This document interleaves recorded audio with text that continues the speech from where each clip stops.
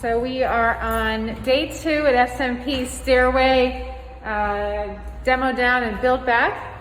And just gonna give you a quick tour of what we're doing.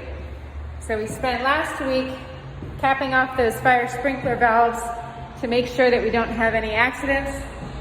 And we're gonna tear down all 3 runs of these stairs, replace it with stairs that are code compliant. This was an old building and we didn't quite have code compliance with the prior stairs. So it should take about 8 weeks and then we'll be all done. So we're doing this at night and the cruise here is about 8 p.m. and we're just gonna work until it's done each night and then come back the next day. So looking forward to giving you guys some updates as we go through this project, and hopefully you enjoy the nighttime update. So this is Maureen Mascaro from the Common Area signing off.